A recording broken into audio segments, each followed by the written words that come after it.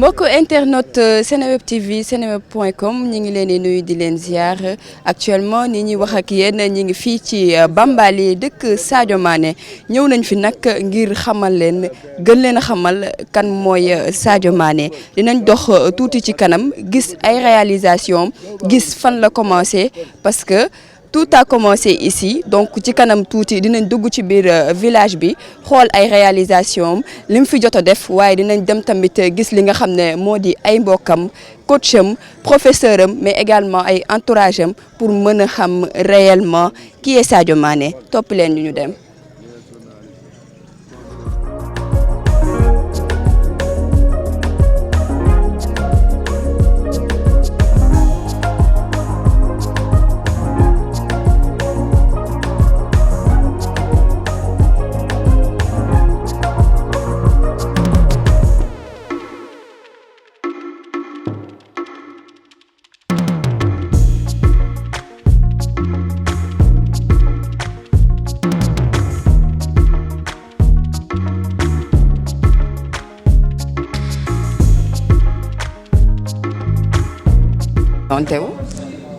man maa ngi tudd Chérif Younous Mané mag laa ci Sadio Mané quoi waaw fii laa jàngee man 97 fii laa nekkoon di def CM2 en fait Sadio il était dafa nekkoon xale bu bon il était un peu terrible quoi.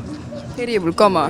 Parce que en ce moment là il était avec dafa nekkoon ak kii benn doomu nijaayam bu ñuy naan Youssouf voilà ñoom ñoo nekkoon fii boobu ñoom ñooy xale yi fii y avait aussi Abdou mais Abdou boobu moom dafa tuuti woon quoi xale la woon quoi voilà mais c'était xale la boo xamante ne dafa am jom quoi dafa am jom. parce que enfance am nan la ko dundee fii nii ak yéen yow comme en tant que magam nga lan nga mën a jàpp ci Sadio Mané nan la nekkoon ba mu nekkee xale ni mu meloon ses comportements ak yooyu.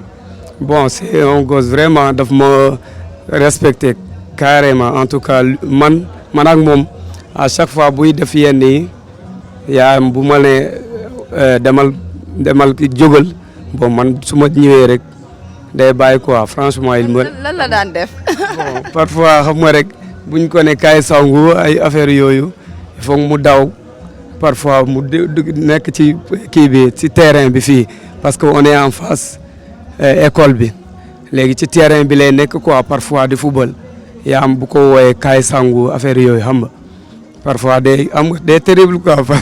day daw quoi day daw léegi foog ma ñëw quoi il faut que j'intervienne xam nga su ma ñëwee rek.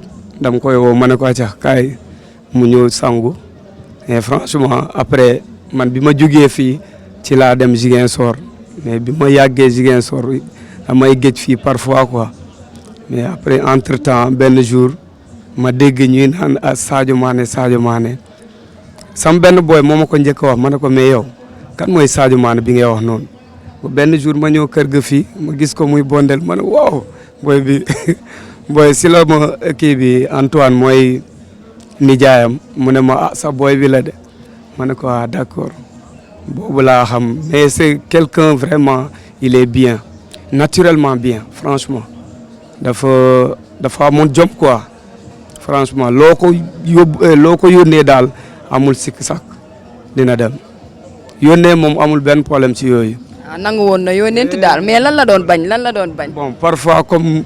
bu nekkee di foo moom football ci terrain bi fii ba parfois timis jot ni ñu woo ko ci les opposés quoi. parce que da daan bëgg di continuer. voilà très bien parce que ce qui veut dire moom dafa bëggoon football kay. voilà c'était voilà yàgg na ci moom quoi. est-ce que sentir nga benn changement bi ak Sadio Mané bu njëkk bi nga xamoon est-ce que ba mu màggee ba tollu benn niveau bi nii est-ce que dafa am changement de comportement wala. oui bien sûr moom dafa changé woon complètement parce que ba instant bi mu nekkoon France bon man daan naa jokkoo ak moom quoi daan nañ jokkoo boobu man maa ngi université Ziguinchor quoi léeg-léeg daf may woo boobu temps Skype quoi daf may woo ñuy waxtaan xam nga.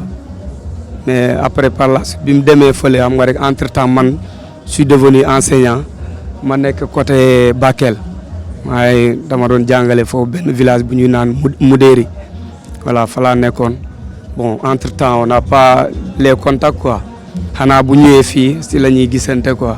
man maa ngi tudd Astou Diatta. lan nga xam ci Sadio Mané. man Sadio Mané Sadio Mané kay sama doomu bàjjen la Sadio Mané dama kaa xam depuis xale bu ndaw laa ko xamoon waaw. ñi bokk dëkk mu yaru parents am tamit noonu la papaam dama kaa xamoon depuis Sadio Mané sa jur amul kii wuñu takkul sa yaay Sadio Mané damaa xam papaam moom kay papaam amul benn problème depuis ñu nekk fii ba ñu nekk si seen kër beneen bi xamante na ak ñoom seen yaayam ak kii bi ñooy ànd ak yaayam ak sama yaay ñooy ànd guddi ak bëccëg ñooy ànd mu nekk fii Sadio Mané papaam ak sama yaay presque ay benn mbokk lañu ñu nekk benn mbokk mu ngi ni papaam bu nekk kër gi moo may sama yaay njëkke dañoo am benn kii moo tax Sadio Mané sama doom bàjjen la ñoo bokk benn kii la ñuy bokk waaw moo tax Sadio Mané amul benn problème depuis mu nekk xale daa bëggoon football moom macha allah daa bëgg football moom waaw ñoom kay Sadio loolu kay moom Sadio Mané moom xam nga moom xale yi moom temps xale moom da ngay def temps xale moom da ngay dëgër bopp xale yi day dëgër bopp nekk fii di football di sànni nit ñi ay bal nit ñi di wax xale yi moom mooy loolu daal waaw waaye Sadio Mané moom tey moom maa ngi koy sant yàlla na di ko gërëm lu mu defaat dëkk bi nii amul benn morom ku ko defoon Sadio Mané daa bëgg dëkkam amul benn morom ku am te ne Sadio Mané lu mu am rek dëkkam la ko yéene.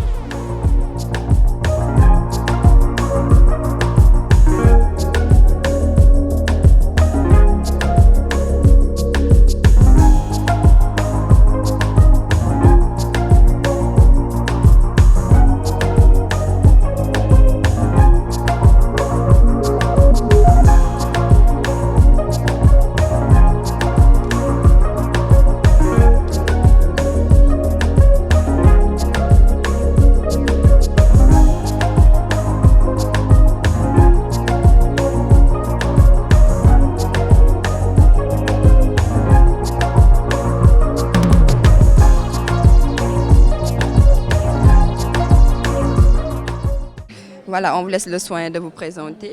Moi, c'est Désiré Sekbe Azangpo. Voilà, vous êtes de quelle nationalité? Je suis béninois. Voilà. Quelle relation avez-vous avec Sadio Mané? Je dirais plutôt une relation de fraternité, parce que ça a dépassé les limites de l'amitié. Sadio, aujourd'hui, c'est comme un frère pour moi, c'est mon meilleur ami, voilà, c'est mon frère, quoi. Ok, où est-ce que vous vous êtes connus? On s'est connus avec Sadio à Génération Foot de Dakar. Quand je suis arrivé du Bénin, il y était déjà quelques semaines avant. Et voilà, il m'a très bien accueilli. Et Sadio était très très protecteur avec moi. Okay. Et donc notre amitié elle a commencé comme ça, parce que moi j'arrivais dans un monde nouveau. Et lui il était là à jouer les traducteurs, à me protéger, parce que tout le monde parlait Wolof et pas moi. Et parfois, ce qui se disait c'était pas sympa, du coup il montait au créneau pour me défendre. Et voilà, c'est comme ça que l'amitié s'est tissée et depuis on est ensemble. Vous avez passé combien de temps là-bas ensemble? Je crois 2 saisons de mémoire. Après ça, je suis assez vite parti. Je l'ai rejoint quelques mois après dans le centre de formation du FC Metz. Et Metz était au courant de cette amitié-là. Du coup, ils m'ont réservé ma place dans la même chambre que Sadio, la chambre numéro 16. Okay. Je m'en souviens encore. Comment ça se passait là-bas? Très bien, très bien. Malheureusement, Sadio il est arrivé, il s'est fait opérer de la pubalgie. Mais il est très bien revenu. Derrière moi aussi, je me suis pété les ligaments croisés. Ouais, pas de bol. Mais Dieu merci, on est tous les deux bien revenus. Et après, dès que Sadio a eu sa chance avec les pros, c'est allé très très très très vite. C'est comme ça et on rigole, on en rigole. C'est pas voilà. À l'aise, vous êtes à l'aise. Voilà, je vais vous dire un truc. Tout à l'heure, quand on arrivait sur le chemin de Bambali, je lui ai envoyé une vidéo comme quoi on est dans le bateau, on arrive. Il me dit, si j'étais là, je t'aurais poussé dans l'eau. Parce qu'il sait que parce qu'il sait que je ne sais pas bien nager. Et il me dit ça. Je lui ai dit, non, non, c'est moi qui t'aurais poussé avant parce que je savais que tu allais avoir cette réflexion. C'est sympa, c'est pas méchant. Voilà, c'est des trucs comme ça qu'il lâche tout le temps et c'est un régal. On passe de très très bons moments ensemble quand on est. maa ngi tudd Oumar Ndiaye comme ni ngeen ne xamee ne Sadio suñu jarbaat la alors maa ngi leen dalal bu baax Sadio dafa nekk nit bu baax la Sadio man sama bopp dara betuma ci Sadio parce que Sadio yàlla xam ne moom xale la boo xam ne Sadio amul caagaan. benn anecdote dama ñëwoon vacances yi ñu ne ma Sadio fu muy entraîner ci terrain bi fii en tant que élève comme dafa mën football buy football ak les professeurs nu mu leen di dribbler finalement ils se disent que Sadio léegi dootoo football fii alors affaire bi jaaxal ma ñëw ñu wax ma ne la non non non dès le soir moi je serai là-bas au terrain pour voir alors ci ngoon gi mu ñëw ma taxaw ci mur bi rek gis ko mu ñëw rek ñu ne ko non non non doo football ma wàcc je suis allé voir les professeurs ma ne leen mais quel est le problème dafa leen saaga dafa leen wax lu ñaaw ñu ne ma non non non mais xale yi bari dañuy ñëw toog ci kaw mur bi xaar ñu ki mu dribble rek ñu wax la ma ne leen mais yéen en tant que professeur yow parce que loolu plaisir la ci yéen bàyyi leen mu football. mu nekk football bi mu nekk passion nekk lu nga xam ne yàgg na ci moom depuis temps xale. oui Sadio mun naa la ne don la parce que comme vous le savez le village là dañoo yàgg dund ci football parce que man mii toog nii ñi bari xam nañ ma village de football la donc loolu dafa yàgg bëgg football dafa yàgg bëgg football moo tax Sadio très tôt vraiment mun naa la ne très tôt on l'a remarqué Sadio âge bi mu doon football sax senior du âge senior âge cadet la doon football senior donc lui bu ñëwee nii bettuñu vraiment nous sommes fiers de Sadio moi personnellement je suis très content de Sadio saa yu ma ko gisee rek sama xel day dem fu sori parce que dafa sa xel ci lan lay dem boo ko gisee lan la lay fàttali boo ko gisee. parce que bul fàttali ni Sadio famille bi te alhamdulilah rabbil alamin fu ñu commencé woon ak man bi may juddoo bi ma xam ci famille bi ma ñëw je vois des choses comme ça là vraiment sant yàlla rek te loolu yëngalu ko bu doon keneen la Sadio neneen feneen lañ koy dégg feneen lay nekk mais jamais Sadio est modeste il est dans la famille il est poli en tout cas mu ngi déglu nit ñi man je pense ni mu meloon boobu ni mu meloon boobu. ba tey Sadio n'a pas changé une année là Sadio dafa ànd ak journaliste tubaab yi ñëw ñu ngi fale Dakar le journaliste dafa bëggoon def documentaire bi mais avant heure prière bi mu jóg mu ne leen bon je voulais ma jël leen image ngeen julli et tout ça man franchement j'étais prêt à le faire Sadio me dit non mu ne non non non na xaar heure julli nous sommes des musulmans il peut pas nous faire prier sans heure bi ñëwatul te man mii di jaay am keroog dama toog xool fond boobu ma ne non Sadio c'est Sadio et pour vous dire que Sadio est Sadio je pense que le mot est trop lourd Sadio la loolu laa leen mën a wax ci moom. Sadio non Sadio ba léegi Sadio musul changé aduna musul changé man Sadio depuis temps xale ba léegi man pour man personnellement musul changé quoi et puis nit ku baax la et puis socialement il est bon dafa baax trop man su ma des fois boo waxtaan ak des fois mu woo ma après ñu waxtaan quoi ma ne ko defal lii ak lii mu baax mais automatiquement di wax na dëgg quoi garaawul dinaa ko def moom kese la loolu kese la quoi mais ba léegi changé wul. même malgré que dafa am ay fortune yu bëri mais daf changé wul moom naturellement nii la mel quoi man lii laa xam rien à dire spécial nickel.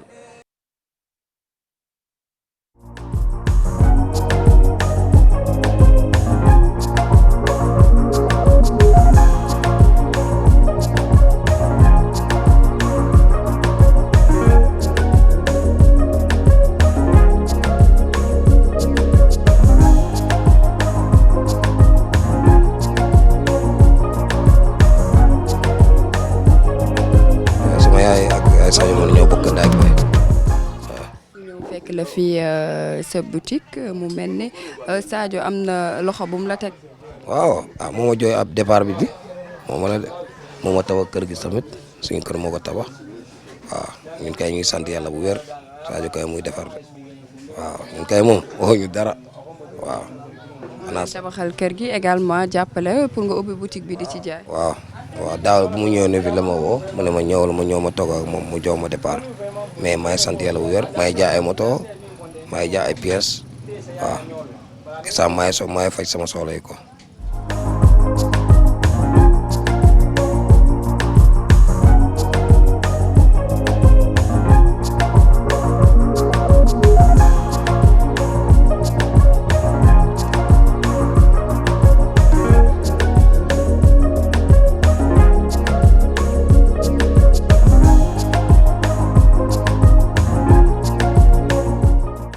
ngir xamal leen réalisation waaye lan la fi Sadio Mané def kër gi nag ngeen di jàkkaarloo mooy maison familiale bu Sadio Mané fii la papam dëkk mais également Sadio Mané fii la yaroo fii la màggee daanaka enfance am yëpp fii la ko defee ci biir kër gi.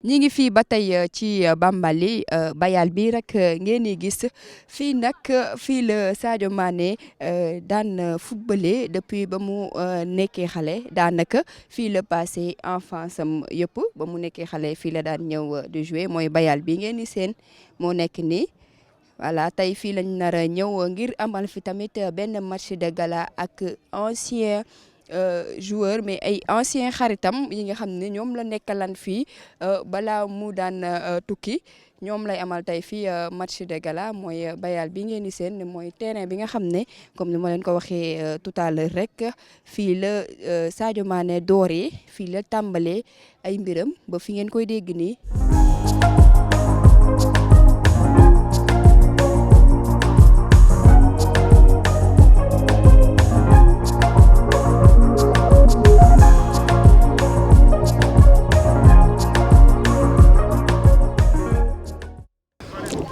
Bon lii fierté la pour ñun quoi parce que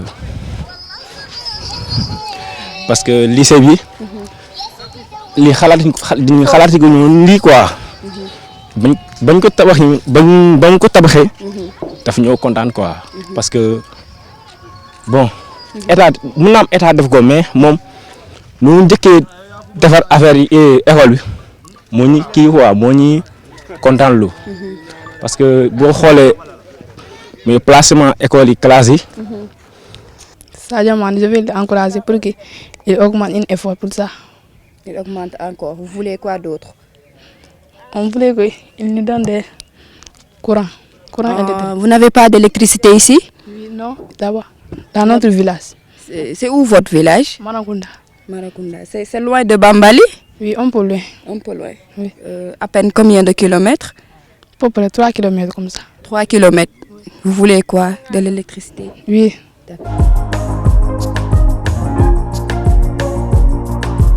agsi nañ ci lycée bu Sadio Mané defar ginnaaw ba ñu tasee ay ndongo daara yu nga xam ne ci école bii la ñu jàngee dégg ngeen sànq seeni kàddu waaye dañuy dugg ci biir rek ñu xool classe yi xool réalisation yi ñaata classe moo fi nekk ak lycée bi fan la commencé.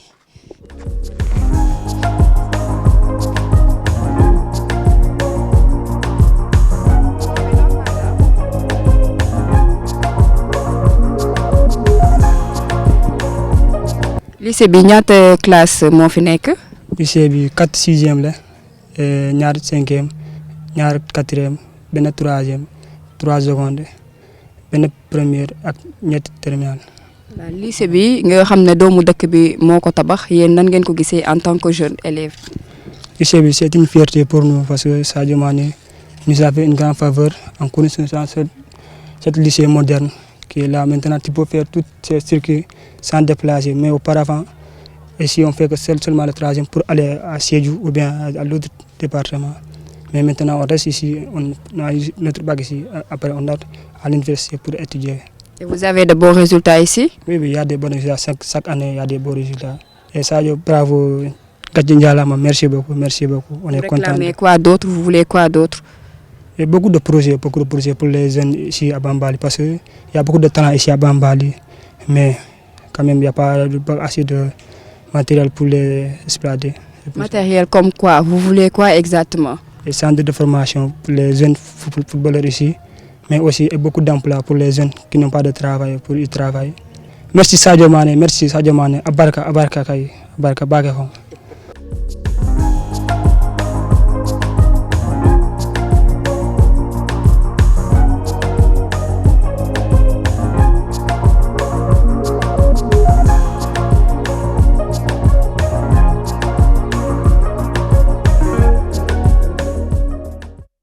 mbokk yi comme ni ngeen ko gisee ci vidéo bi découverte bu ñu leen amaloon dama leen fële ca Bambali ci dëkk bu Sadio Mané ñi ngi nii sur le chemin du retour di leen jaajëfal di leen jox dig daje ci yeneeni découverte incha allah.